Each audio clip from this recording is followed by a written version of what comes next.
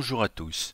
Ce mois-ci, je vous emmène en bateau à quelques kilomètres au large de Saint-Malo et de Dinard, plus précisément sur l'île de Sésambre, là où débarqua, après sa traversée de la Manche en 548, le prêtre Maclot, fils d'un chef gallois, devenu célèbre au point de voir transformer son nom en Saint-Malo. La façade nord de Sésambre, avec ses hautes falaises, est inaccessible. Le phare du Grand Jardin est d'ailleurs là pour prévenir les navigateurs des dangers qui les attendent. Alors restez vigilants, méfiez-vous des écueils et ne vous laissez pas distraire par le balai amical des dauphins qui peuvent parfois vous accompagner lors de votre navigation vers l'île. Jusqu'en 1516, date confirmée dans plusieurs écrits, un gué rendait l'île encore accessible à marée basse.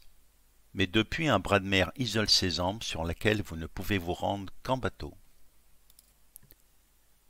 Si le nord de l'île est dangereux, par contre sur sa façade sud, deux belles plages, les seules de la côte d'Émeraude orientée sud, font de Sésambre un endroit très prisé des vacanciers.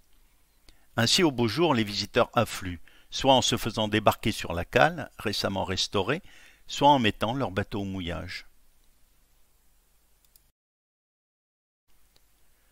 En débarquant sur la cale, deux bâtiments attirent votre regard.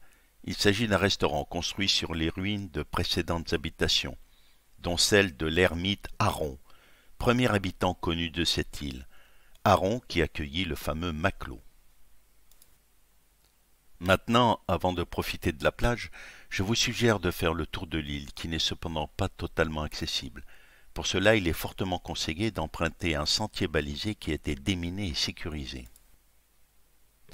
En effet, Sésambre a eu de multiples occupants, mais ceux qui ont laissé le plus de traces de leur présence furent les Allemands entre 1942 et 1944. Ils truffèrent l'île de blocos et installèrent de nombreuses pièces d'artillerie, notamment des canons français retirés de la ligne Maginot, qui pouvaient tirer depuis l'île à plus de 15 km en mer. Il devenait alors vital pour les Alliés de détruire ces installations, ce qui fut particulièrement difficile malgré de nombreux et terribles bombardements, car la résistance allemande était acharnée et ne prit fin que le 2 septembre. Alors même si dans l'insouciance des années 80, il était encore possible d'arpenter l'île de long en large, aujourd'hui il est impératif de rester sur le sentier balisé afin de ne prendre aucun risque. D'autant plus que l'île est classée espace naturel protégé pour les oiseaux de mer. Cependant, malgré ces restrictions, vous aurez largement de quoi satisfaire votre curiosité. Et vous pourrez également avoir de superbes vues sur la côte d'Émeraude, de Saint-Malo, jusqu'aux falaises du Cap Fréhel.